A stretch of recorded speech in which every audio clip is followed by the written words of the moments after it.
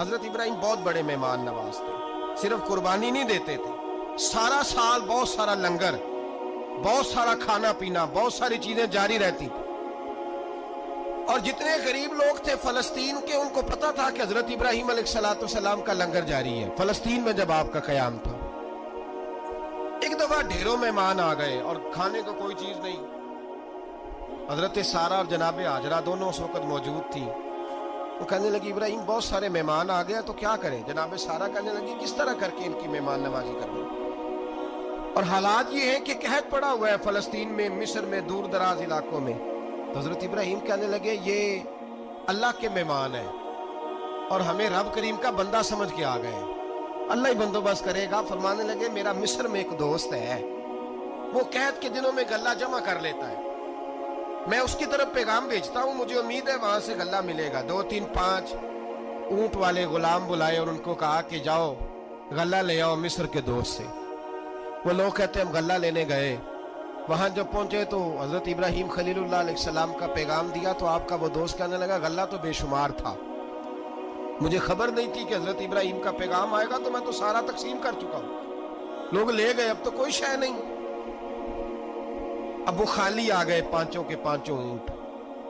جب خالی آئے تو حضرت ابراہیم کی حویلی کی دیواریں چھوٹی چھوٹی تھیں، ان غلاموں میں سے، خادموں میں سے، آپ کے ان چاہنے والوں میں سے ایک کہنے لگا یار وہ غریب تو انتظار کر رہے ہوں گے کہ غلہ لینے گئے ہیں، ہمیں روٹی ملے گی۔ چھوٹی چھوٹی دیواریں ہیں، وہ جب دیکھیں گے نا خالی آ گئے تو انہیں تکلیف ہوگی، اس طرح کرو بوریوں میں ریت بھر لیتے ہیں، ریت بھر کے لے جاتے ہیں، بعد میں اندر رکھ کے انہیں سمجھا بہلا لیں گے یا حضرت ابراہیم کو بتائیں گے، وہ خود ہی ان لوگوں کی دل جوئی فرمائیں گے۔ اب غلہ کی جگہ ریت بھر کے اونٹوں پہ رکھ کے لائی گئی، لا کے بوریاں جب رکھ دی گئیں، حضرت ابراہیم علیہ السلام دوپہر کے وقت آرام فرما رہے تھے۔ بی بی سارہ اٹھی، کہتی ہیں جب میں نے دیکھا نا کہ بوریاں پہنچ گئی ہیں تو گئی، غلام کو ساتھ لیا اور اس کو جب کھولا نا تو کہتی اتنی حسین گندم میں نے پہلے کبھی دیکھی نہیں تھی، اتنا پیارا دانہ میں نے کبھی ملاحظہ ہی نہیں کیا تھا۔ فرماتی ہیں جب اس کو پیس کر چکی میں روٹیاں پکائیں تو خوشبو دور دور تک پھیل گئی، اعلیٰ غذا بنی، بڑے بڑے کھانے بیویوں نے مل کے پکائے، چن دیے گئے۔ حضرت ابراہیم اٹھے تو لوگ کھانا کھا رہے، سجدہ شکر ادا کیا، اور جب سجدے میں گئے تو وہی آنے لگے، پھر رونے لگے۔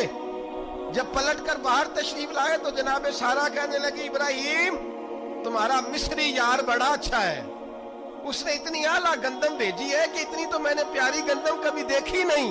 جناب ابراہیم مسکرائے، فرمانے لگی سارہ یہ مصری یار نے نہیں بھیجی، یہ میرے عرشی یار نے بھیجی ہے، یہ میرے عرشی یار نے بھیجی ہے۔ بھائی مہمان نوازی مزاج تھا، ہاتھ لٹا دینا مزاج تھا، دوسروں کی اشکشوئی مزاج تھا۔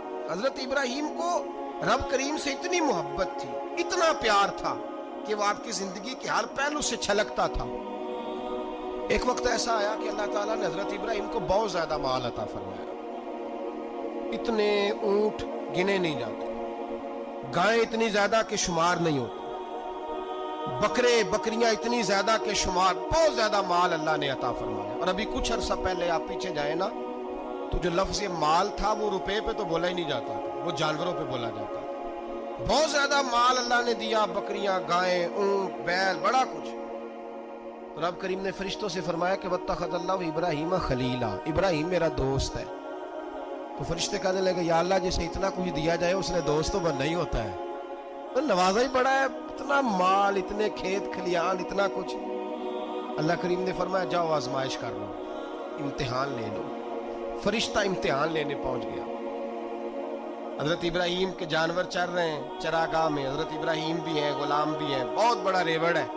آپ تشریف فرمائیں۔ ایک فرشتہ آیا تو کھیت میں چھپ کے بیٹھ گیا اور بلند آواز سے کہنے لگا سبحان اللہ والحمد للہ ولا الہ الا اللہ واللہ۔ یہ تسبیح بڑی پسند ہے، محبوب نے ان کی فضیلت بیان کی۔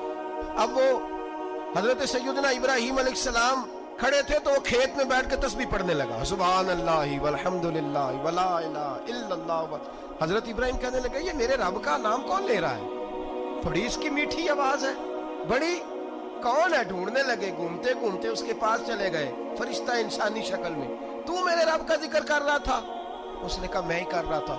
فرمانے لگے یار ایک دفعہ پھر نہیں کرتا؟ تو کہنے لگا ابراہیم پہلے تو میں اپنی مرضی سے کر رہا تھا، تو کہتا ہے تو پیسے لگیں گے، پیسے ہیں تو کر دیتا ہوں۔ حضرت ابراہیم کہنے لگے بول تو کیا لے گا، میرے اللہ کا ذکر سنانے کا کیا لے گا؟ کہنے لگا جتنی بکریاں آپ چرا رہے ہیں ساری دے دے تو میں اللہ کا ذکر سنا دیتا ہوں۔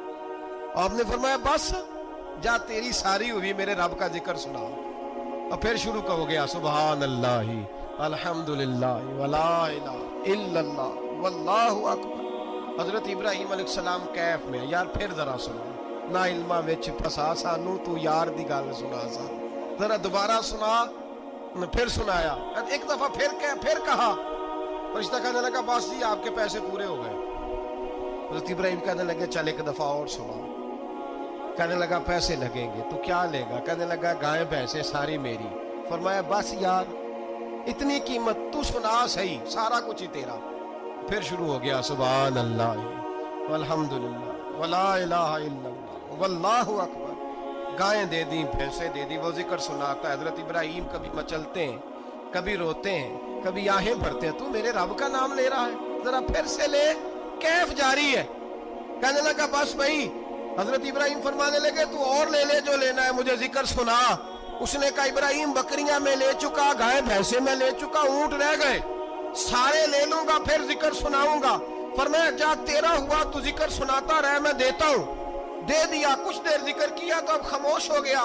حضرت ابراہیم خلیل اللہ علیہ السلام فرمانے لگے ذکر سنا۔ کہنے لگا ابراہیم اب تیرے پاس دینے کو کیا ہے، ہر چیز تو میں لے چکا۔ آپ فرمانے لگے یہ گائے بھینسیں بکریاں چرانے کے لیے تجھے کوئی نوکر ملازم بھی تو چاہیے نا، تو اس طرح کر مجھے رکھ لے، میں روٹی نہیں مانگوں گا، کھانا نہیں مانگوں گا، تو اللہ کا ذکر سناتا رہنا، میں تیرے جانوروں کی نوکری کرتا رہوں گا۔ حضرت ابراہیم علیہ السلام نے جب یہ کہا نا، فرشتے کی آنکھوں میں آنسو آ گئے۔ تر دامنی پہ شیخ ہماری نہ جائیے، ہم دامن نچوڑ دیں تو فرشتے وضو کریں۔ فرشتہ رو پڑا اور کہنے لگا ابراہیم مجھے سینے سے لگاؤ، آپ واقعی اس قابل ہے کہ اللہ آپ کو اپنا دوست بنائے، واقعی اس قابل ہے کہ رب آپ کو اپنا۔ حضرت ابراہیم علیہ السلام کا خدا سے محبت کرنے کا نرالا انداز، اور میرے بھائی یہی محبت انہیں میرے مصطفیٰ سے بھی تھی۔